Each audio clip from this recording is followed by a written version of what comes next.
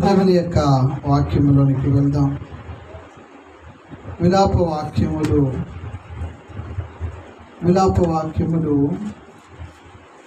5వ అధ్యాయము.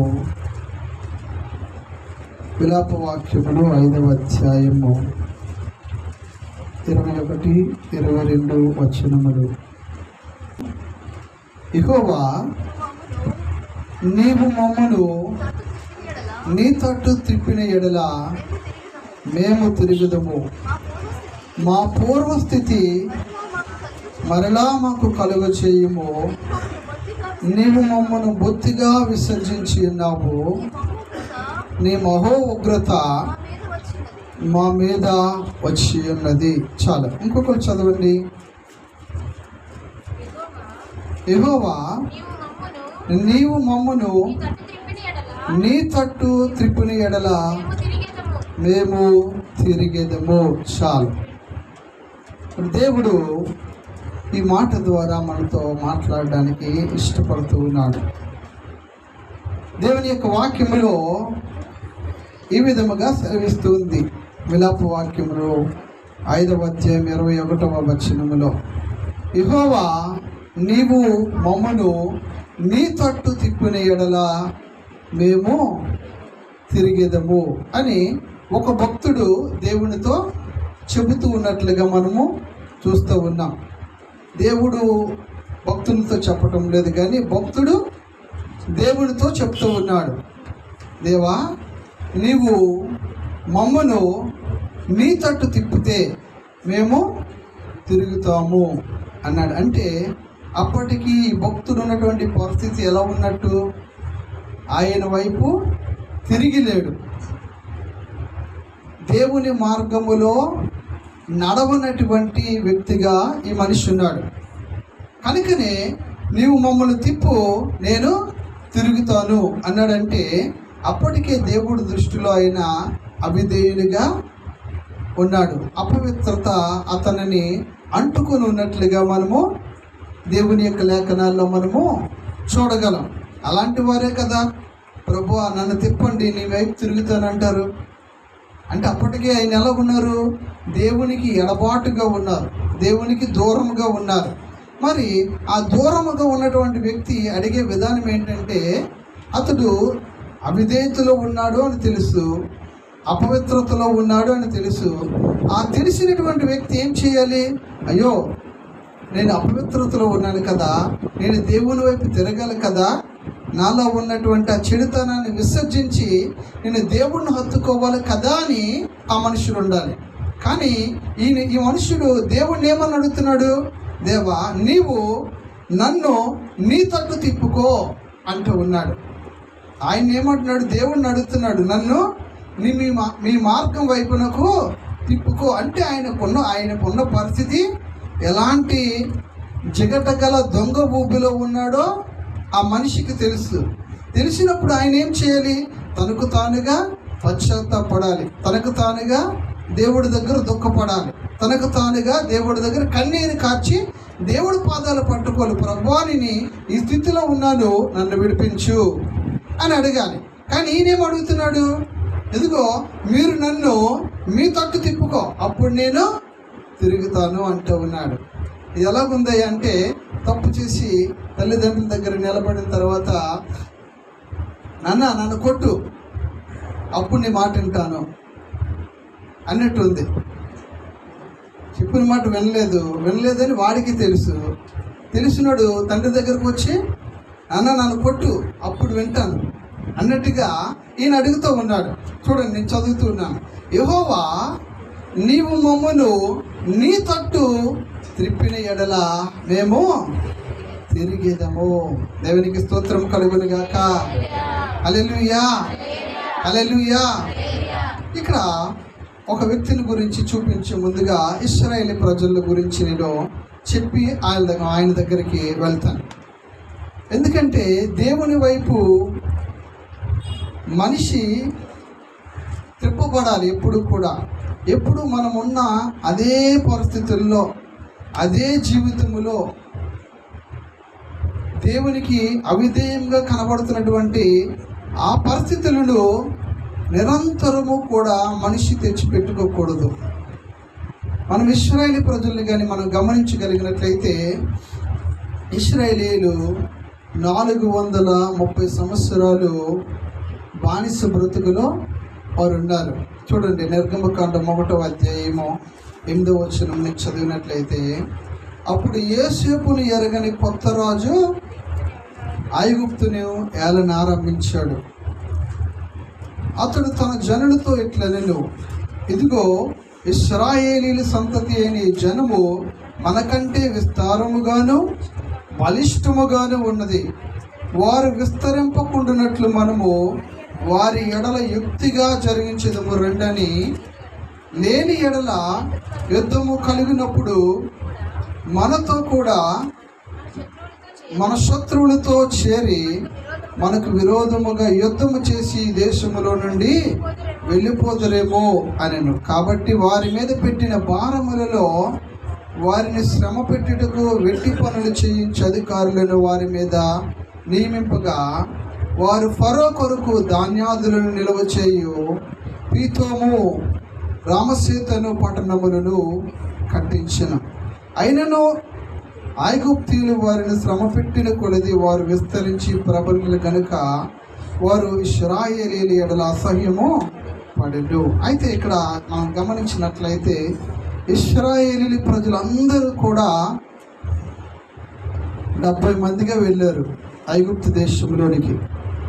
70 మందిగా వెళ్ళినటువంటి వారు అలా అలా అలా అలా విస్తరించి ఐగుప్తు దేశములో ఉన్నటువంటి ప్రజల కంటే బలవంతులుగా అయిపోయారు. ఆ పరిస్థితిని చూసి ఆ రాజులు మారుతూ ఉన్నప్పుడు ఆ రాజులకి ఏం పుట్టుకొచ్చిందయ్యా అంటే ఒక అసూయ పుట్టుకొచ్చింది. వీరు బలవంతులు అయిపోతూ ఉన్నారు, ఒకవేళ కానీ శత్రు దేశాలకి మనకి యుద్ధం జరిగితే వాళ్ళ పక్షాన నిలబడి వాళ్ళు మన దేశాన్ని విడిచిపెట్టి వెళ్ళిపోతారేమో అనేటువంటి భయంతో వారు పని చేయవలసినటువంటి భారము కంటే ఇంకా పని భారాన్ని వారి మీద పెట్టి ఇంకా వారిని అనగగొట్టి 430 సంవత్సరాలు వారిని దాసులుగా చేసుకుంటారు. దేవునికి స్తోత్రం. హల్లెలూయా, హల్లెలూయా. ఎవరైనా మనుషుల్ని పనిలో పెట్టుకోవచ్చు, దాసులుగా చేసుకోవచ్చు, కానీ ఒక జాతి వారు అని వారిని 430 సంవత్సరాలు అదే దేశంలో వారికి జీతాలు ఇవ్వకుండా తినడానికి తిండి మాత్రమే పెట్టి ఉదయం నుంచి రాత్రి వరకు పని చేయించుకున్నటువంటి మనుషులు దేశం ఎవరైనా ఉన్నారంటే ఈ ఈజిప్ట్ అనేటువంటి దేశమే. ఎంత బానిస బ్రతుకులు కలుగు చేస్తారు ఇశ్రాయేలీ ప్రజలకి. అయితే దేవుడు ఇశ్రాయేలీ ప్రజల గురించి, అసలు ఈ బానిస బ్రతుకుని గురించి దేవుడు ఏమంటున్నాడంటే బైబిల్ గ్రంథంలో నుంచి చూడగలిగినట్లయితే లేవియా కాండము 25వ అధ్యాయము 39-40 వచనములు, నీ యొద్ద నివసించు నీ సహోదరుడు పేదవాడై నీకు అమ్మబడిన ఎడల వాని చేత బానిస సేవ చేసుకొనకూడదు. వాడు జీతగాని వలెను పరవాసి వలెను నీ యొద్ద నివసించు సునాద సంవత్సరం వరకు నీ యొద్ద దాసుడుగా ఉండవలెను. ఒకవేళ నీ దగ్గరికి నువ్వు ఎంతో డబ్బిచ్చి కొనుక్కున్నావు అనుకో పనివాడిని, ఆ పనివాడిని ఎంతకాలం ఉంచాలంట? సునాద కాలము వరకు మాత్రమే, సునాద సంవత్సరం వరకు మాత్రమే ఉంచాలి. 46వ వచనం, మీ తరువాత మీ సంతతి వారికి స్వాస్థ్యముగా ఉండినట్లు మీరు ఇట్టి వారిని స్వతంత్రించుకొనవచ్చును. వారు శాశ్వతముగా మీకు దాసులగుదురు. కానీ ఇశ్రాయేలీలైన మీరు సహోదరులు గనుక ఒకరి చేత ఒకడు కఠిన సేవ చేయించుకోకూడదు. దాసులుగా ఉన్నటువంటి వారి చేత పని చేస్తున్నారు కదా అని మనిషి ఎలా వాడుకుంటారు? అన్ని పనులకి కూడా వాడుకుంటారు. అలాగే ఈ ఇశ్రాయేలీ ప్రజల గురించి కూడా చెప్తూ ఉన్నాడు దేవుడు. ఇదిగో ఎప్పుడైనా మీరు ఎవరినైనా దాసులుగా కొనుక్కున్నారు అనుకోండి పని చేయడానికి, ఒకవేళ మీకంటే డబ్బు లేని వారు మీ చుట్టాల్లో ఏది పరిస్థితి బాగోలేక మీ ఇంట్లోకి వస్తే వారి దగ్గర మన ఇంటి దగ్గర కాపల కుక్క వలె ఇల్లు వాడుకోవచ్చులే, మన ఇంటి దగ్గర పని చేసినాడే కదా, ఏ పని చెప్పినా చేస్తారులే అని ప్రతి ఒక్క వ్యక్తిని, ప్రతి మనిషిని కూడా అలాగ బానిసలుగా ఇప్పుడు కూడా వాడుకోకూడదు. అయితే దేవుడు ఏమన్నాడంటే, ఇశ్రాయేలీయుల ప్రజల్ని 430 సంవత్సరాలు బానిసలుగా ఉంచారు. దానిని బట్టి దేవుడు ఏమంటున్నాడంటే, ఇదిగో మీకంటూ ఒక సునాద సంవత్సరమును నేను పెడుతూ ఉన్నాను, అంతకాలం వరకు మాత్రమే మీరు బానిసలుగా ఉండాలి, తర్వాత మీరు స్వేచ్ఛగా తిరగచ్చు అని చెప్పాడు. ఏంటి ఆ సునాద సంవత్సరం అంటే, లేవికాండము 25వ అధ్యాయము, లేవికాండం 25వ అధ్యాయము 8-8 వచనం నుండి చదివినట్లయితే, మరి 7 విశ్రాంతి సంవత్సరములను అనగా 7 ఏండ్లు గల సంవత్సరములను లెక్కింపవలెను. ఆ 7 విశ్రాంతి సంవత్సరముల కాలము 49 సంవత్సరాలు. చదవండి. 7వ నెల 10వ నాడు మీ స్వదేశమంతటా శృంగనాదము చేయవలెను. ప్రాయశ్చిత్తార్థ దినము మీ దేశమంతటా ఆ శృంగనాదము చేయవలెను. మీరు ఆ సంవత్సరమును అనగా 50వ సంవత్సరమున పరిశుద్ధపరిచి మీ దేశవాసులందరికీ విడుదల కలుగునని చాటింపవలెను. అది మీకు సునాదముగా ఉండును. అప్పుడు మీలో ప్రతివాడు తన స్వాస్థ్యమునకు తిరిగి పొందవలెను, ప్రతివాడు తన కుటుంబమునకు తిరిగి రావలెను. ఆ సంవత్సరము అనగా 50వ సంవత్సరము మీకు సునాద కాలము. దేవునికి స్తోత్రం, హల్లెలూయా. అక్కడ చూడండి, దేవుడు చాలా స్పష్టంగా ఎవరిని కూడా బానిసలుగా ఉంచుకొనకూడదు, ఎవరిని కూడా జీతం లేకుండా వారిని ఉచితముగా పనులు చేయించుకోకూడదు. ఆ బ్రతుకులు ఎవరు అనుభవించారంటే ఇశ్రాయేలీయుల ప్రజలు అనుభవించారు. అందుకే వారు ఐగుప్తు దేశం నుంచి బయటకు వచ్చిన తర్వాత ఈ సునాద కాలము అనేటువంటి సంవత్సరాన్ని దేవుడు వారికి పెట్టారు. అంటే ఈ 430 సంవత్సరాలు వారు శ్రమ పడిన తర్వాత వారికి ఇచ్చినటువంటిది ఈ సునాద సంవత్సరం. అయితే ఇప్పుడు అసలు విషయానికి ఇప్పుడు వద్దాం. నిర్గమకాండం 5వ అధ్యాయము 1వ వచనం నుండి చదువుదాం. తరువాత మోషే అహరోనులు వచ్చి ఫరోను చూచి, ఇశ్రాయేలు దేవుడైన యెహోవా అరణ్యములో నాకు ఉత్సవము చేయుటకు నా జనమును పోనిమ్మని ఆజ్ఞాపించుచున్నాడని.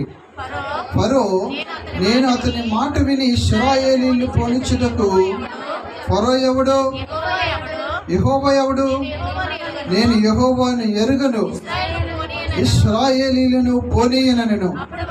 అప్పుడు వారు, హెబ్రీల దేవుడు మమ్మను ఎదుర్కొనెను, సెలవైన ఎడల మేము అరణ్యములోనికి 3 దినముల ప్రయాణమంత దూరము పోయి మా దేవుడైన యెహోవాకు బలి అర్పిద్దుము, లేని ఎడల ఆయన మా మీద తెగులుతోనైనను ఖడ్గముతోనైనను పడునేమో అనిరి. అందుకు ఐగుప్తు రాజు మోషే, అహరోను, ఈ జనులు తమ పనులను చేయకుండా మీరు ఎలా ఆపుచున్నారు? ఈ బరువులు మోయుటకు పోండెను. చాలు. ఇక్కడ ఐగుప్తు రాజుతో మోషే చెప్తూ ఉన్నాడు ఈ మాట. ఇదిగో నన్ను దేవుడు పంపించాడు, నేను చెప్తున్నటువంటి మాట దేవుని నోట నుంచి వచ్చినటువంటి మాట. ఆయన పేరే యెహోవా. ఎలా చెప్పాడు? ఈ ప్రజలైనటువంటి వారందరూ కూడా ఈ ఐగుప్తు దేశములో గోషేను అనేటువంటి ప్రాంతములో నివసిస్తున్న వారందరూ కూడా యెహోవా చేత ఏర్పాటు చేయబడినటువంటి జనాంగమ వీరు. వీరినందరినీ కూడా పంపించినట్లయితే మేము అరణ్యంలోనికి వెళ్ళి 3 దినములంతా ప్రయాణము చేసి అక్కడ యెహోవాకు మేము ఆరాధన చేస్తాము అని మోషే రాజుతో చెబుతూ ఉన్నాడు. అయితే మోషే రాజుతో చెప్పినప్పుడు రాజు ఆయన మాటను లెక్క చేయలేదు. రాజు ఆయన మాటను ఖాతరు చేయలేదు. దేవునికి స్తోత్రం. హల్లెలూయా, హల్లెలూయా. దేవుడు మాటను ఒక మనుష్యుడు లెక్క చేయలేదు. అయితే ఆ లెక్క చేయని కారణముగా దేవుడు ఏం చేశాడంటే వారి దేశం మీదకి తెగుళ్ళు పంపించాడు. దేవునికి స్తోత్రం. హల్లెలూయా. ఒక రాజు వినలేదు కాబట్టి ఆ వినని కారణముగా దేవుడు ఆ దేశం మీదకి తెగుళ్ళు పంపించినట్లుగా మనము చూస్తూ ఉన్నాం. మొదటిగా నీటిని రక్తముగా మార్చేశాడు. తన ప్రజలను నమ్మాలని కర్రని పెట్టగానే కర్ర ఏమైపోయింది? పాముగా మారిపోయింది. మిడతలను రప్పించాడు, కప్పలను రప్పించాడు, పేలు రప్పించాడు. జంతువుల మీదకి భయంకరమైనటువంటి తెగుళ్ళు వచ్చాయి, దద్దుర్లు వచ్చాయి. ఇలాగ చెప్పుకుంటూ పోతే 10 తెగుళ్ళను ఆ ఐగుప్తు దేశములో ఉన్నటువంటి ప్రజలందరి మీదకి కూడా రప్పించి చాలా దేవుడు బాధ పెట్టాడు. దేవునికి స్తోత్రం. హల్లెలూయా, హల్లెలూయా. ఈయనకి తెలుసు ఈ రాజుకి ఏమని ఇన్ని అద్భుత కార్యాలు చేస్తూ ఉన్నాడు అంటే ఈయన నమ్ముకున్నటువంటి దేవుడు నిజమైన దేవుడే. దేవునికి స్తోత్రం. హల్లెలూయా, హల్లెలూయా. ఎవరూ చేయలేనటువంటి అద్భుతాలను ఒక మనుషుని ద్వారా దేవుడు రాజు ఎదుట జరిగిస్తూ ఉన్నాడు. అంటే ఆయన నిజమైన దేవుడని, ఈ భూమికి ఆకాశములకు సృష్టికర్త అయినటువంటి దేవుడు ఆయనే అని ఆ రాజుకు తెలిసి కూడా ఆయన మనసు కొంచెము కూడా మారలేదు. దేవునికి స్తోత్రం. హల్లెలూయా. చివరిగా ఏం చేశాడు తెలుసా? ప్రథమ సంతానమైనటువంటి ఆ ఐగుప్తు దేశములో వారికి పుట్టినటువంటి మొదటి కొడుకులు ఎవరైతే ఉన్నారో వారినందరినీ కూడా సంహార దూత వచ్చి సంహరించింది. దేవునికి స్తోత్రం. హల్లెలూయా, హల్లెలూయా. అప్పటి వరకు కూడా తన ప్రజలైనటువంటి ఇశ్రాయేలీని పంపించడానికి ఆ ఫరో రాజు ఇష్టపడలేదు. ఎంతవరకు? మొదటి తెగులు పంపించాడు, రెండవ తెగులు పంపించాడు, మూడవ తెగులు పంపించాడు, 4 పంపించాడు, 5, 6 ఇలాగున 9 తెగుల చేత ఆ దేశంలో ఉన్నటువంటి జనాంగము జబ్బులతోని, వ్యాధులతోని, రోగాలతోని, తెగుళ్ళతోని మరణమైపోయి కృంగి కృషించిపోయి చనిపోయినా సరే ఈ రాజు ఏం చేయలేదయ్యా అంటే కొంచెము కూడా మార్పు చెందలేదు. దేవునికి స్తోత్రం. హల్లెలూయా, హల్లెలూయా. అందుకే దేవుడు అంటున్నాడు, నీవు తప్పు చేస్తున్నావు అని నీకు తెలిసినప్పుడు, నువ్వు తప్పు చేస్తున్నావు అని నువ్వు తెలిసినప్పుడు నువ్వేం చేయాలి?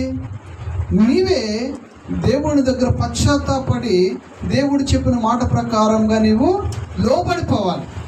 అంతేగాని దేవా నీవు మమ్మను నీ తట్టు తిప్పు, అప్పుడు నేను తిరుగుతాను అనొచ్చా? అనేంత వరకు తెచ్చిపెట్టుకోకూడదు. దేవునికి స్తోత్రం. హల్లెలూయా. ఇక్కడ విలాప వాక్యములో ఏమంటున్నాడంటే, ఇదిగో యెహోవా నీవు మమ్మను నీ తట్టు తిప్పిన ఎడల మేము మీ తట్టు తిరుగుతాము. ఇక్కడ ఫరో రాజుకు తెలుసు ఏమని, యెహోవాయే దేవుడు కార్యాలు జరుగుతూ ఉన్నప్పుడు అప్పటికే చెప్పేస్తున్నాడు, పంపిస్తానులే, నీ ప్రజలు పంపిస్తానులే, వెళ్ళండి, నీ ప్రజలు పంపిస్తానులే, వెళ్ళు మోషే అహరోను అంటూ ఉన్నాడు. ఆయనకి తెలుసు. అయినప్పటికీ కూడా అదే తప్పుని కొనసాగించుకుంటూ వెళ్ళిపోతూ ఉన్నాడు రాజు. దేవునికి స్తోత్రం. ఎందుకంటే ఆ దేశంలో ఉన్నటువంటి వారికి ఆ ఇశ్రాయేలీ ప్రజలతో చాలా పని ఉంది. వెట్టి చాకిరి చేయించుకోవాల్సినటువంటి అవసరత, ఆ గుడాములు కట్టేటువంటి పని, ఇల్లు కట్టేటువంటి పని, ఆ గడ్డి సేకరించేటువంటి పని చాలా ఉంది. కాబట్టి అది తప్పు అని తెలిసినప్పటికీ కూడా, అయ్యో దేవుడి దృష్టిలో కూడా మేము తప్పు చేస్తున్నాము అని తెలిసినప్పటికీ కూడా ఆ రాజు చేస్తున్నటువంటి పని ఏమిటి అంటే తప్పు మీద తప్పు, తప్పు మీద తప్పు, తప్పు మీద తప్పు చేస్తూనే ఉన్నాడు. దేవునికి స్తోత్రం, హల్లెలూయా. అందుకే దేవుడు అంటున్నాడు కదా, ఇదిగో నేను తప్పు చేస్తున్నాను అని నాకు తెలుసుకున్నప్పుడు కొంతమంది అంటారు, ప్రభువా నేను మారలేకపోతున్నాను ప్రభువా, నన్ను మార్చండి ప్రభువా అని అన్నావు అంటే అప్పుడు ఎలా ఉంటుందో తెలుసా? నీ మట్టుకు నువ్వు మారితే ఒక విధంగా ఉంటుంది. నీ మట్టుకు నీవు మారకుండా ప్రభువా నీవు నన్ను మార్చు అన్నారు అనుకోండి, ఏం చేస్తాడు దేవుడు? కొట్టి మార్చిస్తాడు. అమ్మ అర్థమవుతుందా? తెలుసు, పరిస్థితి తెలుసు, మనిషికి పరిస్థితి తెలుసు. నువ్వు ఉన్న పరిస్థితి ఎలా ఉన్నావో నీకు తెలుసు. నీకు తెలిసినప్పుడు అయ్యో నా బ్రతుకు ఇలా ఉంది కదా, దేవుడు నన్ను చూసి అసహించుకుంటున్నాడు కదా, దేవుడు నన్ను చూసి గద్దిస్తున్నాడు కదా, నేను ఎలా ఉండకూడదు కదా అని నీకు తెలుసుకున్నప్పుడు మరలా నువ్వు దేవుడిని ప్రభువా నన్ను మార్చు అని ఎందుకు అడుగుతున్నావు? అర్థమవుతుందా? నీకు తెలిసినప్పుడు, నీవు ఆ స్థితిలో ఉన్నప్పుడు నీకు ఏ బలహీనత ఉందో అది విడిచిపెట్టాలి. ఈ రాజు ఏం చేయాలి? రాజుకు తెలుసు, అయ్యో చాలా సంవత్సరాల నుంచి వీరిని బానిసలుగా నా దేశంలోనే ఉంచేసుకున్నాను, వీరిని విడిచిపెట్టామన్నాడు కదా, వాళ్ళ ప్రజలు అంటున్నారు కదా, వాళ్ళ దేవుడు అంటున్నారు కదా, దానికి సూచనలుగా దేవుడు కొన్ని అద్భుతాలు ఆశ్చర్యకరమైన కార్యాలు చేస్తున్నాడు కదా, కాబట్టి విడిచిపెట్టేద్దాంలే అనేటువంటి మనస్తత్వం మైండ్లో ఉండాలా ఉండకూడదా? ఉండాలి. ఈరోజున దేవుడు మనతో కూడా అదే విషయాన్ని మాట్లాడుతూ ఉన్నాడు. మనము బలహీనులమే, దేవుడి దృష్టిలో అవిధేయులమే. మన బలహీనతలను మనము నెరవేర్చుకుంటూ ఉన్నాం, మన కోరికలను మనము నెరవేర్చుకుంటూ ఉన్నాం. అది దేవుడి దృష్టిలో అవిధేయతగా ఉంది. అయితే నీకు అవిధేయతగా ఉంది అని తెలుసు, అవిధేయతగా ఉందని తెలుసు, అవిధేయతగా ఉందని తెలిసి కూడా దాన్ని నువ్వేం చేసుకుంటావు అంటే, అయ్యో నేను ఈ బలహీనత నుంచి విడిపించబడలేకపోతున్నానే అనుకుంటున్నావు తప్ప దానిని ఎప్పుడు కూడా నువ్వు విడిచిపెట్టడం లేదు. మరలా ఏం కోరుకుంటున్నావు? దేవుడు సహాయాన్ని కోరుకుంటున్నాం మనం. ఏమని? ప్రభువా నీవు నన్ను మార్చితే నేను మారుతాను ప్రభువా. ఆయన్ని మళ్ళా మనం మార్చమంట, మనం ఏమంటున్నా? ఆయన్ని అడుగుతా ఉన్నాం మరలా, ప్రభువా మీరు మార్చండి ప్రభువా అంటే ఉన్నాం. మరి నీవు మారకపోతే ఆయనకి నువ్వు అప్పగించుకున్నట్లయితే, ఇదిగో నువ్వే మార్చండి ప్రభువా అని అడిగితే ఆయన ఊరకనే మార్చడు. నీకు నువ్వుగా మారిపోయినట్లుగా ఆయన మార్చడు. ఎలా మారుస్తాడు? నీకున్న బలహీనత పోయేటట్లుగా నిన్నేం చేస్తాడు? కొడతాడు. అది ఖచ్చితం. నీకున్న బలహీనత నీకు నువ్వుగా విడిపించుకోలేకపోతున్నావు. మరి ఆయనకు అప్పగించినప్పుడు ఆయన ఏం చేస్తాడు? ఆయన ఇవ్వాల్సిన ట్రీట్మెంట్ ప్రకారంగా ఆయన ఇచ్చి అప్పుడేం చేస్తాడు? అయ్యో మీరు చెప్పినప్పుడు వినలేదు ప్రభువా, మీరు ఎలా చెప్తారంటే నేను ముందే మానేసేవాడిని ప్రభువా అనేటువంటి పరిస్థితి మనిషి తెచ్చిపెట్టుకుంటాడు. దేవునికి స్తోత్రం. ఇప్పుడు ఎవరు తెచ్చిపెట్టుకున్నారు? రాజు తెచ్చిపెట్టుకున్నాడు. ఏమని? నీరు రక్తంగా మారిపోయినప్పుడు, కప్పలు వచ్చినప్పుడు, జోరీగలు వచ్చినప్పుడు, ఆవు పొగ విస్తరించినప్పుడు, చీకటి కమ్మేసేటప్పుడు వినలేదు. ఎప్పుడు విన్నాడు? అన్నీ అయిపోయి బాబు మీరు ఏం చేస్తారో చేయండి బాబు, మోసే అహరోనులు మీరు ఏం చేస్తారో చేయండి, ఇంక మా దేశాన్ని విడిచిపెట్టి వెళ్ళిపోండి అనేటువంటి పరిస్థితి ఎప్పుడు తెచ్చుకున్నారయ్యా అంటే, తన కడుపున పుట్టినటువంటి కొడుకు చచ్చిపోయేంత వరకు కూడా, తన కడుపున పుట్టినటువంటి కొడుకు చచ్చిపోయేంత వరకు కూడా ఆయన తెచ్చిపెట్టుకున్నాడు. అదే వీళ్ళు మోషే అహరోనులు మొదటి అద్భుత కార్యం, రెండో అద్భుత కార్యాలు చేసేటప్పుడే బాబోయ్ వీళ్ళు దేవుడు నిజమైన దేవుడే, నిజంగానే దేవుడే వీళ్ళని పంపించాడు, కాబట్టి ఈ ప్రజలను మన దగ్గర ఉంచుకోవడం అది శ్రేష్టకరమైనది కాదు అని వారిని కానీ పంపించేసే ఉండుంటే ఏమవును? రాజు తర్వాత ఐగుప్తు దేశానికి యువరాజు అనేటువంటి వాడు ఉండు. దేవునికి స్తోత్రం కలుగును గాక. హల్లెలూయా. కొడుకును కానీ ఏం తెచ్చిపెట్టుకున్నాడు అంటే మరణాన్ని తెచ్చిపెట్టుకున్నాడు, తన కుమారుని యొక్క మరణాన్ని. దేవునికి స్తోత్రం. హల్లెలూయా. అందుకే దేవుడు చాలా స్పష్టంగా విలాప వాక్యములు అంటున్నాడు, యెహోవా నీవు మమ్మను నీ తట్టు త్రిప్పిన ఎడల మేము తిరిగేదము నీ తట్టు మమ్మల్ని తిప్పుకో, అప్పుడు మేము తిరుగుతాం, అప్పుడు వరకు మేము తిరగకపోతే ఏం చేస్తాడు? మిమ్మల్ని తిప్పుతాడన్నమాట. ఆయన తిప్పే విధానము మరొక విధంగా ఉంటుంది. నువ్వు తిరిగావా సరే, నీ బ్రతుకు మార్చుకున్నావా సరే, నీ జీవితాన్ని సరి చేసుకున్నావా సరే, లేదు నేను ఆ జీవితాన్ని సరి చేసుకోలేకపోతున్నాను ప్రభా, నన్ను మార్చండి ప్రభా. కొంతమంది ప్రార్థిస్తారు కదా, మార్చండి ప్రభా అని ఆయన చేతికి ఇచ్చేసావు అనుకో, ఆయన ఎలా తాళం పెట్టి ఎలా తిప్పమంటే అలా తిప్పుతాడు. అలా తిప్పేటప్పుడు ఎలా ఉంటుంది అంటే మనిషికి బాధ ఉంటుంది, కన్నీరు ఉంటుంది, వేదన ఉంటుంది, అవమానం కూడా ఉంటుంది, నింద కూడా ఉంటుంది అందులో. మరి దేవుని మాటకు లోబడి మరి నీవు మొదట నీవు ఏ స్థితిలో ఉన్నావో నీవుగానే దేవుడి దగ్గర చూసుకొని, ప్రభువా నేను ఈ స్థితిలో ఉన్నాను, ప్రభువా నా బలహీనత ఇది, ప్రభువా ఇదిగో ఇలా లేవలేకపోతూ ఉన్నాను, నన్ను నేను విడిపించుకుంటున్నాను, దాని నుంచి విడుదల పొందాలని నేను ఇష్టపడుతూ ఉన్నానని నీవుగా ఆ బలహీనతలు ఏవైతే ఉన్నాయో వాటిని విడిపించుకున్నావు అనుకో, చాలా మంచిది. అప్పుడు మరలా దేవుడితో ఒక మంచి సంబంధం ఏర్పడుతుంది. మరలా దేవుడు తర్వాత అంటున్నాడు కదా, ఏమన్నాడు చూడండి, యెహోవా నీవు మమ్మల్ని నీ తట్టు తిప్పిన ఎడల మేము తిరిగేదము, మా పూర్వస్థితి మరలా మాకు కలుగు చేస్తాడంట. అప్పుడు పూర్వస్థితి అంటే అప్పటిలో నీవు పరిశుద్ధముగా దేవుడితో ఒక మంచి సంబంధాన్ని కలిగి ఉన్నప్పుడు నీ జీవితం ఎలా ఉండేదో ఒకసారి జ్ఞాపకం చేసుకో. నీ పరిశుద్ధతలో, నీ పవిత్రతలో, నీ ప్రార్థన జీవితంలోని, నీ యథార్థమైన భక్తి జీవితంలోని, నీ నిర్దోషమైన భక్తి జీవితంలో నువ్వు ఎలాగైతే బ్రతికేవో అలాంటి బ్రతుకు పూర్వస్థితిని దేవుడు తిరిగి మరలా అనుగ్రహించువాడై ఉన్నాడంట.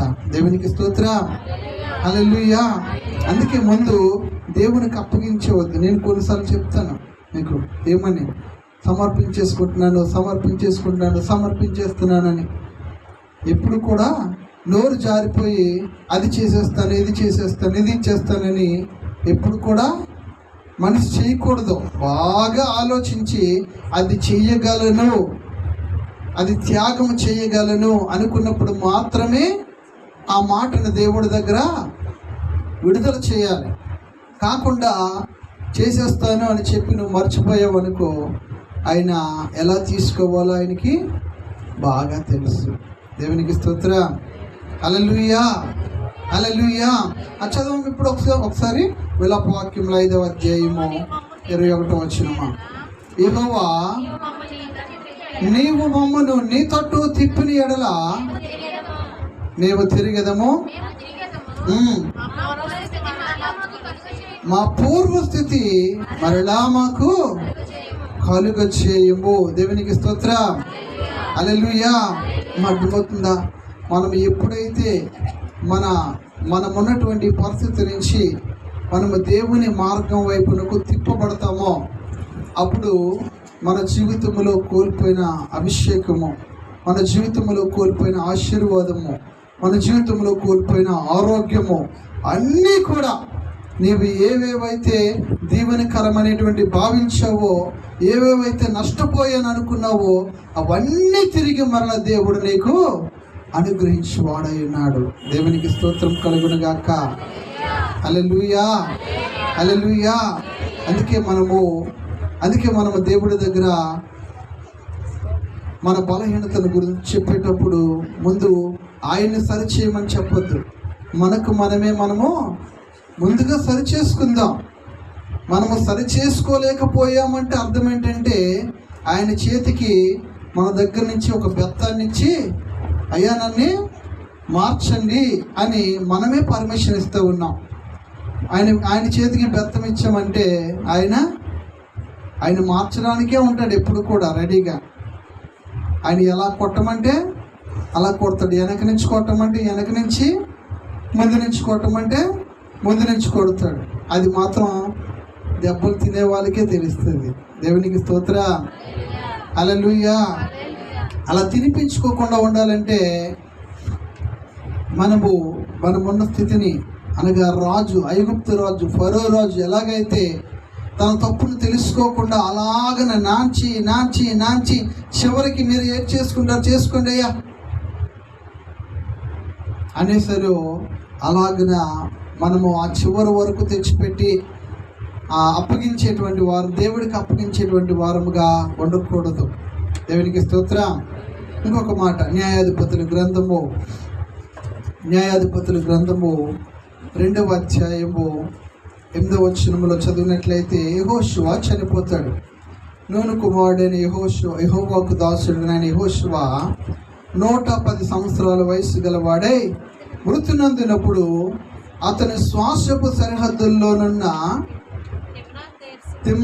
తిమ్నత్సేరేహులో జనులందరినీ పాతిపెట్టారు. చాలు. ఇక్కడ యెహోషువ నాయకత్వంలో ఇశ్రాయేలు ప్రజలందరినీ కూడా కనాను దేశం వరకు తీసుకెళ్ళి అప్పచెప్పిన తర్వాత యెహోషువ చనిపోతాడు.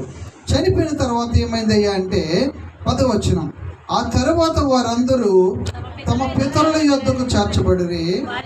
వారి తర్వాత యెహోవానైనను ఆయన ఇశ్రాయేలీయుల కొరకు చేసిన కార్యములనైనా ఎరగని మరొక తరము పుట్టగా ఇశ్రాయేలీయులు యెహోవా కన్నుల ఎదుట కీడు చేసి ఐగుప్తు దేశంలో నుండి వారిని రప్పించిన తమ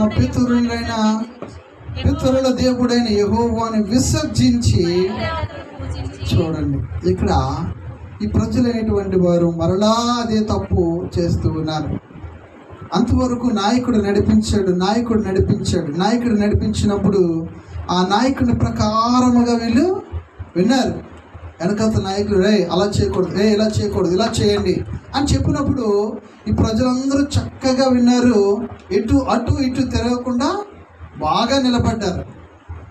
ఎప్పుడు పడిపోయారంటే నాయకుడు అనేటువంటి వాడు లేడు, కనబడలే. నాయకుడు అనేటువంటి వాడు ఎదురుగా లేడు, మరణించారు. ఆయన మరణించగానే ఆ తర్వాత వారిని దేవుడు చేసినటువంటి ఆశ్చర్యకరమైనటువంటి ఆ కార్యాలు, ఐగుప్తు దేశం నుంచి కనాను మధ్యలో ఎన్ని అద్భుతాలు చేశారు. అవి చూసిన వాళ్ళు, ఆ విన్నోళ్ళు ఎవరు కూడా మనుషులు లేని కారణంగా ఆ ప్రజలు ఏమైపోయారయ్యా అంటే ఆ కనాను దేశంలో చుట్టుపక్కల ఉన్నటువంటి మనుషులు ఎవరెవరినైతే ఆరాధిస్తూ ఉన్నారో వారందరినీ కూడా ఈ మనుషులు కూడా వారిని చూసి ఆరాధించి దేవుడి దగ్గర నుంచి తొలగిపోయారు. ఇప్పుడు ఏమైంది? 12వ వచనం, తమ చుట్టూ నుండి జనుల దేవతలలో ఇతర దేవతలను అనుసరించి వాటికి నమస్కరించి యెహోవాకు కోపం పుట్టించిరి. వారు యెహోవాను విసర్జించి బయలును అష్తారోతును పూజించిరి. కాబట్టి యెహోవా కోపాగ్ని ఇశ్రాయేలీయుల మీద మండెను. చూడండి, దేవునికి కోపం వచ్చింది. ఎందుకు కోపం వచ్చిందంటే నిజమైనటువంటి దేవుడిని విడిచిపెట్టి పక్కన వాళ్ళని చూసి వీళ్ళని చూసి వెనకోళ్ళని చూసి ముందోళ్ళని చూసి, అబ్బా వీళ్ళు భలే చేస్తున్నారు, నేను కూడా చేస్తాను, అబ్బా వీళ్ళు భలే పెడుతున్నారు, నేను కూడా పెడతాను, ఇలా బాగుంది, అలా బాగుందని వారిని చూసి వీళ్ళు నేర్చుకుని అదే పద్ధతిని ఆ ప్రజలందరూ పాటించారంట. పాటించగానే దేవునికి కోపం వచ్చింది.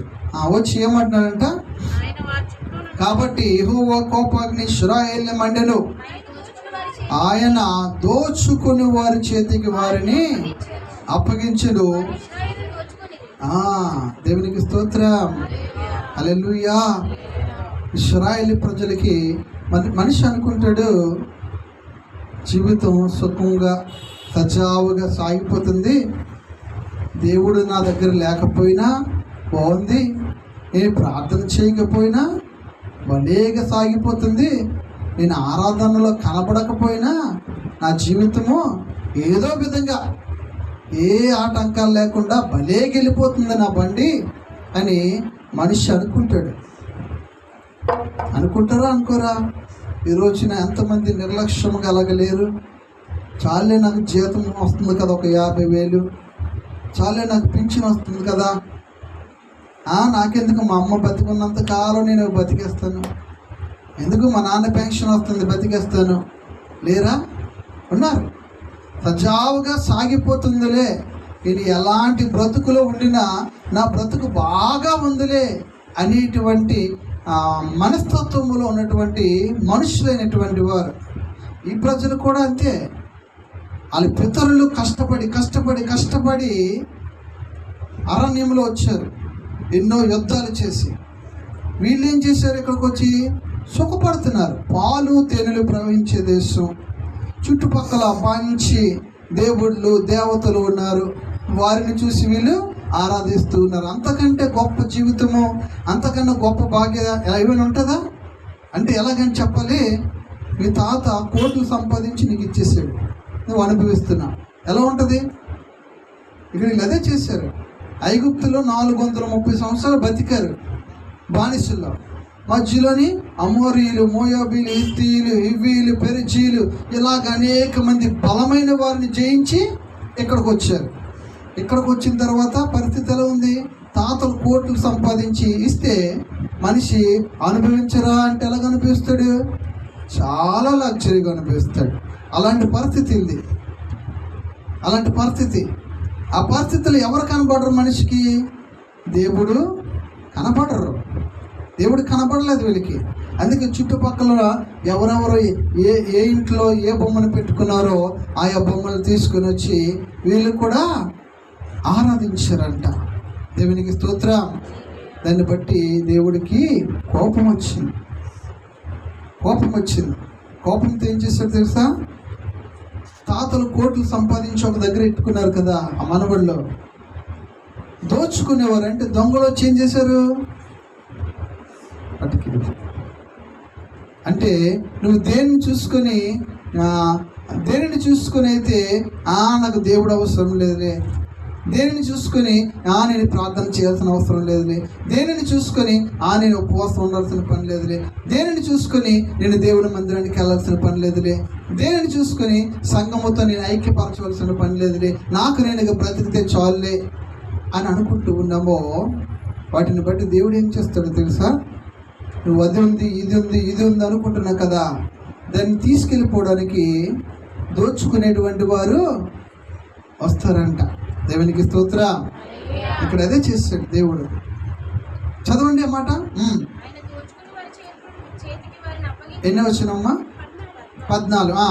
ఆయన దోచుకుని వారి చేతికి వారిని అప్పగించరి, వారు ఇశ్రాయేలీయులు దోచుకుని ఆయన వారి చుట్టూనున్న వారి శత్రువుల చేతికి వారిని అప్పగించిన గనక వారు తమ శత్రువుల ఎదుట.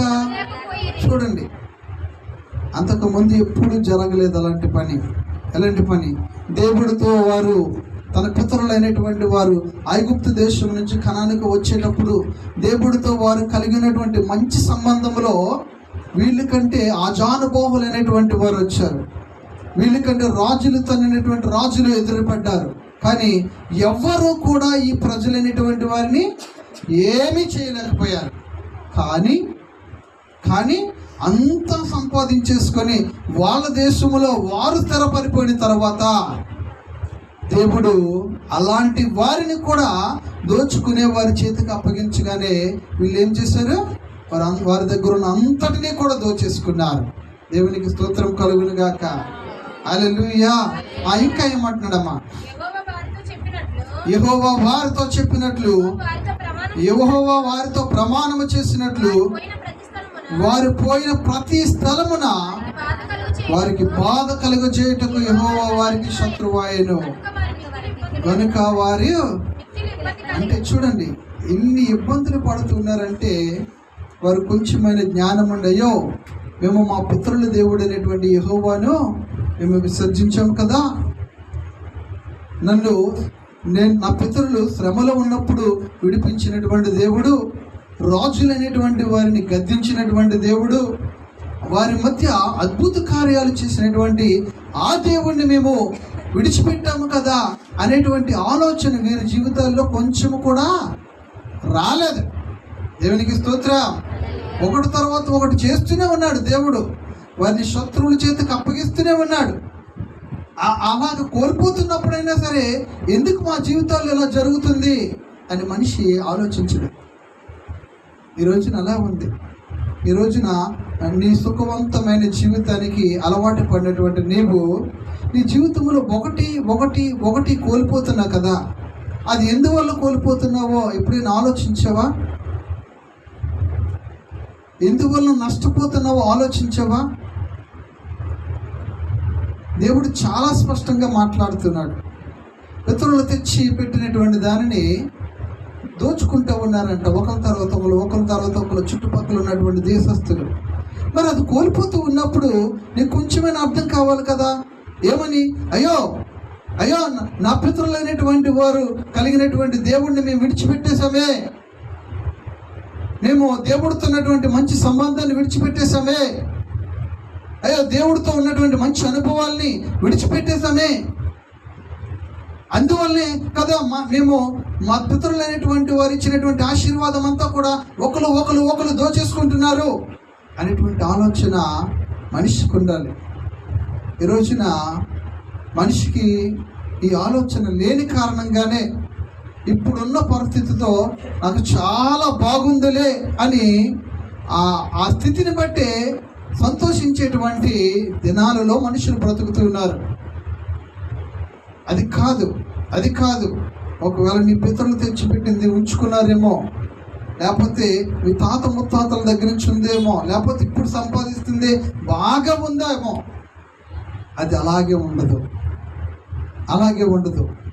ఒకరి నుంచి అది నీ దగ్గర నుంచి అది దేవుడు దోచుకునేటువంటి వారి చేతికి అప్పగిస్తూ ఉన్నాడు అంటే నువ్వు జ్ఞాపకం చేసుకోవాలి. నీ దగ్గర ఉన్నటువంటిది ఒకటి కోల్పోయింది, ఇంకొకటి కోల్పోతుంది, తర్వాత కూడా కోల్పోబోతుంది, అయ్యో ఇంకా నష్టపోతున్నాను నా జీవితంలో అని నువ్వు తెలుసుకున్నప్పుడల్లా కూడా అయ్యో నేను దేవునితో ఉన్నటువంటి మంచి సంబంధము తెగిపోయింది అనే విషయాన్ని జ్ఞాపకం చేసుకోవాలి.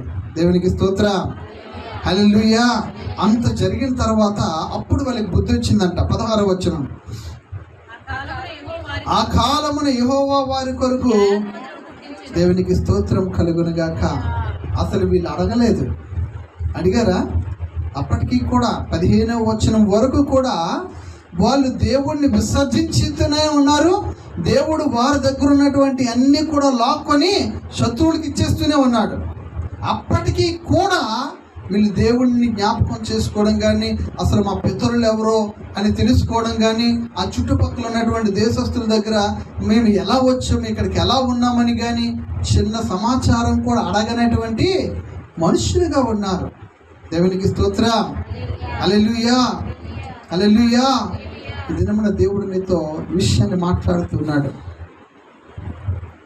దేవుడు నిన్ను ప్రేమించాడు గనుక, దేవుడు నిన్నంటే ఇష్టపడుతున్నాడు గనక ఎవ్వరికి లేనటువంటి గొప్ప భాగ్యాన్ని, అనగా ఇశ్రాయేలీయుల ప్రజలైనటువంటి వారిని ఈ భూజనులందరిలో నుంచి ప్రత్యేకంగా ఏర్పరిచినట్లుగా ఈ రోజున ఇక్కడ కూర్చున్నటువంటి నన్ను దేవుని మాటలు శ్రద్ధగా వింటున్నటువంటి నీతో మాట్లాడుతున్నాడు. నిన్ను కూడా అలాగనే తన ప్రజలైనటువంటి వారిని ప్రత్యేకపరుచుకున్నట్లుగా నిన్ను దేవుడు రోజున ఇష్టముతో ప్రత్యేకపరుచుకున్నాడు నిన్ను. మరి అంత ఇష్టముగా నిన్ను ప్రేమించి నిన్ను ఇలాగ ఉంచినప్పుడు ఆయన చెప్పిన మాటలు, ఆయన చెప్పిన బోధలు, ఆయనతో ఉన్నటువంటి ఒక మంచి సంబంధము, పరిశుద్ధత, ఇవన్నీ కూడా మనము నిరంతరము కూడా కాపాడుకునే వారముగా మనం ఉండాలి తప్ప మనము మన దగ్గర నుంచి దేవుడు తీసుకునేంత వరకు అనగా చెప్పాను కదా, ప్రభువా నేను నీ తట్టు తిరగాలంటే నువ్వే తిప్పు, నేను తిరుగుతానన్నాడు. తిరిగారంటే ఆయన తిప్పాలంటే ఏం చేయాలి? నీ దగ్గర ఉన్న ఆరోగ్యం తీసుకోవాలి, నీ దగ్గర ఉన్న డబ్బు తీసుకోవాలి, నీకున్న మంచి పేరు తీసేసుకోవాలి. అవునా కదా? ఒక వ్యక్తి వరకనే మారుతాడా? ఈరోజు వందల వేల సంఖ్యలో సాక్ష్యాలు వింటున్నాం. ఎలా మారారు వాళ్ళు? ఎలా మారారు? దేవుడు కొన్ని పరీక్షలు పెట్టి పరీక్షించి పరిశోధించి వెండిని బంగారాన్ని నలగొట్టినట్లుగా కాల్చినట్లుగా కాల్చి తీసుకొని వచ్చి అప్పుడు నిలబెడుతున్నాడు. నిలబెట్టినప్పుడు అప్పుడు చెప్తున్నారు వారు సాక్ష్యము, ఇలాగైంది నా పరిస్థితి, ఇలాంటి పరిస్థితి నుంచి దేవుడు నన్ను తప్పించాడు అని. దేవునికి స్తోత్రం, హల్లెలూయా, హల్లెలూయా. అందుకే మనం ఉన్న పరిస్థితి మంచిది అనుకుంటున్నాను, ఇప్పుడున్నది సుఖవంతంగా సాగిపోతుందిలే అనుకుంటున్నావు. కాదు కాదు, నీవు దేవుడితో ఉన్నటువంటి ఆ మంచి సంబంధం, నీ పూర్వ దినాలలో దేవుడు నిన్ను కరుణించి, నీ పూర్వ దినాల్లో దేవుడు నిన్ను ప్రేమించి హెచ్చించి ఘనపరిచి నిన్ను వాడుకొని నీ మీద తన ఆత్మను కుమ్మరించి బలమైన అగ్ని చేత అభిషేకము చేత నిన్ను నడిపించినటువంటి ఆ విధానం ముందు చూసారా, అది తిరిగి మరలా ఆయన నీకు అనుగ్రహించి వాడై ఉన్నాడు. దేవునికి స్తోత్రం, హల్లెలూయా. ప్రభువా నీవు నన్ను నీ తట్టు తిప్పిన ఎడల నేను నీ తట్టు తిరిగెదను. అప్పుడు దేవునికి స్తోత్రం కలుగునుగాక. హల్లెలూయా, హల్లెలూయా. పూర్వపు స్థితిని తిరిగి మరలా రావాలంటే మనము ఖచ్చితంగా ఆయన వైపునకు తిరగాలి. దేవునికి స్తోత్రం, హల్లెలూయా. ఆయన వైపునకు తిరగాలంటే నువ్వు ఎక్కడున్నావో నీకు నువ్వుగా తెలుసుకోవాలి. నీవు దేవునికి నీకు మధ్య ఎంత దూరం ఏర్పడిందో నువ్వే తెలుసుకోవాలి. ఒకవేళ నేను తెలుసుకోలేండి, అంత పని నాకెందుకు, నేను నీకే అప్పచెప్పేస్తానండి, మీరే నన్ను మార్చండి అన్నారు అనుకోండి, అప్పుడు ఆయన మారిస్తే ఎలా ఉంటుందో మనం చూసాం. ఆయన మార్చేంత వరకు కూడా నువ్వు ఆయనకు అవకాశం ఇవ్వద్దు. నీ పరిస్థితి నీకు తెలుసు. ఎప్పుడు ప్రార్థించే వ్యక్తి ప్రార్థన చేయటం లేదు, ఎప్పుడు ఆరాధనలో కనబడే వ్యక్తి ఆరాధనలో కనపడలేదు, ఎప్పుడు ప్రేమగా ఉండే వ్యక్తి కోపపడుతూ ఉన్నారు, ఎప్పుడు ఉపవాసం ఉండేవారు ఉపవాసము ఉండలేకపోతున్నారు. ఇవన్నీ కూడా సూచనలు కాదా మనకి సూచనలు ఇవన్నీ. దేవుడితో మనకు ఉన్నటువంటి ఆ సంబంధము ఎంత మోతాదులో ఉందో కనబడుతుంది. అలా గుండి కూడా నా జీవితం బాగా ఉంది అనుకుంటే ఏమన్నాడు దేవుడు, అందులో ఉన్నటువంటి ఏవి బాగున్నాయి అంటున్నావో అవి తీసుకొని దోచుకునే వారి చేతికి అప్పగించేస్తాడు. దేవునికి స్తోత్రం, హల్లెలూయా. ఇక్కడ ఏమంటున్నాడంటే దేవుడు తన ప్రజలైనటువంటి వారిని విడిపించడం కోసం వాళ్ళు పశ్చాత్తాపడలేదు. అయినా దేవుడు ఎంత కరుణ కలిగిన దేవుడయ్యా అంటే వాళ్ళు అడగకపోయినా వారు, అయ్యో మేము ఈ దేశంలో ఉన్నాం కదా, మీ దేశానికి ఎలా వచ్చాం, మా దేవుడు ఎవరు అని వీళ్ళు చుట్టుపక్కల ఉన్న దేశస్తులు ఎవరిని అడగకపోయినప్పటికీ కూడా దేవుడే వారి కొరకు ఏం చేశాడంట, న్యాయాధిపతులను నియమించాడు. దేవునికి స్తోత్రం. ఎవరైతే దోచుకుంటూ ఉన్నారో, ఎవరైతే వీరి ఆరోగ్యాన్ని, వీరి బలమును, వీరి పరిశుద్ధతను, వీరి ధనాన్ని, వారి బిడ్డలను దోచుకుంటూ ఉన్నారో వాటి నుంచి విడిపించడానికి న్యాయాధిపతులైనటువంటి వారు దేవుడు ఏర్పాటు చేశాడంట. దేవునికి స్తోత్రం. చూడండి దేవుని ప్రేమ ఎంత గొప్పదో. ఎందుకు తెలుసా న్యాయాధిపతులు ఏర్పాటు చేశారు? అదే వీరికి ఇప్పుడు దోచుకునే వారి చేతికి అప్పగించబడ్డారు కదా, వారు అప్పటికే యెహోవాని ఎరుగుంటే న్యాయాధిపతులను దేవుడు వారి కొరకు ఏర్పాటు చేయడు. ఎందుకంటే వారికి దేవుడు తెలిసి కూడా తప్పు చేశారు కాబట్టి వారికి శిక్షించి మరీ దేవుని వైపు తిప్పుకుంటాడు. కానీ వాళ్ళకు దేవుడు అనేటువంటి వాడు, తన పితరులు ఇక్కడికి నడిపించినటువంటి దేవుడిని గురించి అస్సలు తెలియదు కనుక, వారి తరము వారు లేరు కనుక వారి కొరకు ప్రత్యేకంగా న్యాయాధిపతులైనటువంటి వారిని ఏర్పరిచి దేవుని అభిషేకమును, దేవుని సన్నిధిని ఆ మనుషుని మీద ఉంచి, ఎవరైనా యుద్ధం జరిగినప్పుడు ఈ న్యాయాధిపతులు దేవుని దగ్గర మాట్లాడి వారితో యుద్ధాలు జరిగించే వారి వారి జీవితంలో దేవుడు విజయాన్ని అనుగ్రహించేవాడు. దేవునికి స్తోత్రం. హల్లెలూయా, హల్లెలూయా. అయితే ఇప్పుడు మరలా ఆ మాట చూసి ముగిద్దాం. చూడండి, విలాప వాక్యములు 5వ అధ్యాయము 21వ వచనం చూద్దామా. యెహోవా నీవు మమ్మను నీ తట్టు త్రిప్పిన యెడల మేము తిరిగెదము, మా పూర్వస్థితి మరలా మాకు. దేవునికి స్తోత్రం కలుగును గాక. హల్లెలూయా. మా పూర్వస్థితిని తిరిగి మరలా మాకు కలుగొచ్చేయను గాక.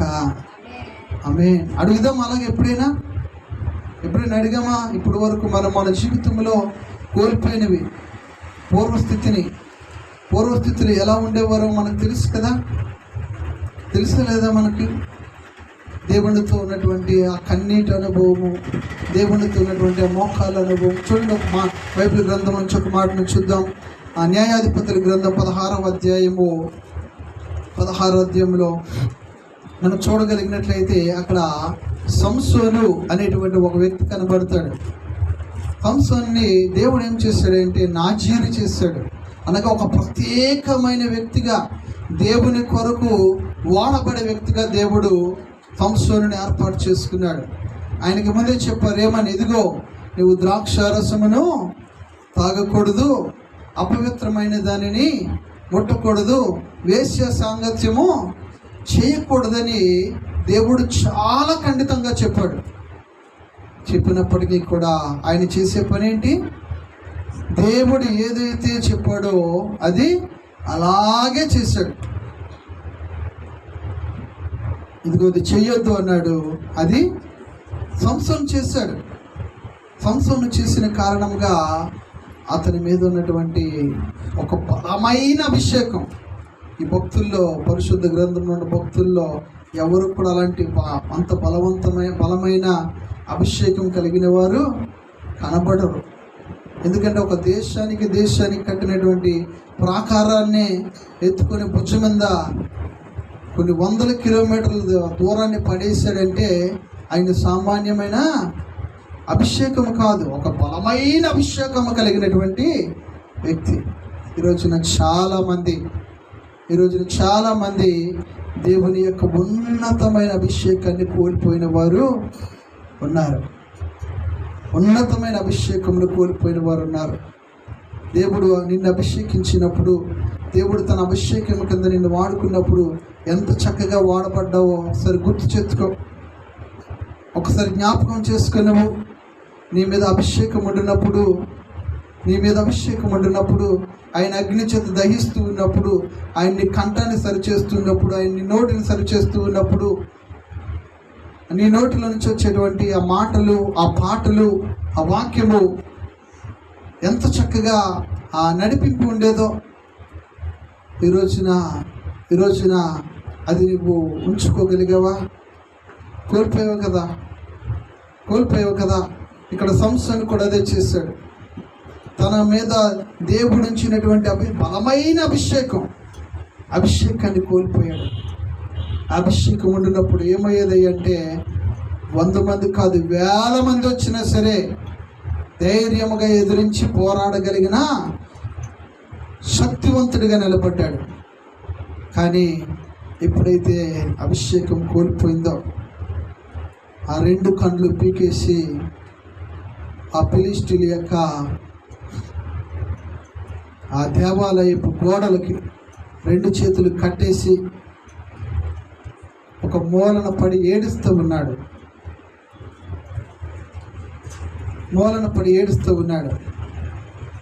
ఆయనకి తెలీదా నాజీరు చేయబడినవాడని? తెలుసు. నేను యెహోవా చేత ఆశీర్వదించబడినవాడును అని తెలీదా? తెలుసు. అయినప్పటికీ కూడా అదే ఈ రోజున దేవుడు అదే విషయాన్ని మాట్లాడుతున్నాడు. మనకి ఇది ఉంది కదా, ఎవరు తీసుకెళ్ళగలరులే నా దగ్గర నుంచి, నా దగ్గర ఇది ఉంది కదా, ఎవరు పట్టుకెళ్ళిపోతారులే అని అనుకునేటువంటి మనుష్యులం మనం. అందుకే దేవుడి దగ్గర అంటున్నాడు భక్తులు, ఇదిగో నీవు నన్ను నీ తట్టు తిప్పుకో, నేను నీ తట్టు తిరుగుతాను. ఇంకా ఇంకా ఆయన వైపు నీకు నువ్వుగా తిప్పబడ్డానికి ఇష్టపడట్లేదు నువ్వు. అప్పుడే చేయాలి కదా. అదిగో ఆ ఫిలిష్తీయుల దేశంకి వెళ్ళినప్పుడు అన్ని స్త్రీని పెళ్లి చేసుకుంటాను అన్నప్పుడే అయ్యో తప్పే అని తెలియాలి కదా. ఆ సింహము కలేపారంలో నుంచి తీసినటువంటి తేనె, ఆ అపవిత్రమైన దాన్ని ముట్టుకున్నప్పుడే నీకు తెలియాలి కదా.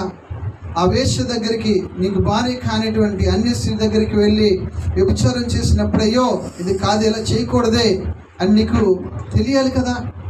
తెలియక ఎందుకని? నీ మీద ఉంచినటువంటి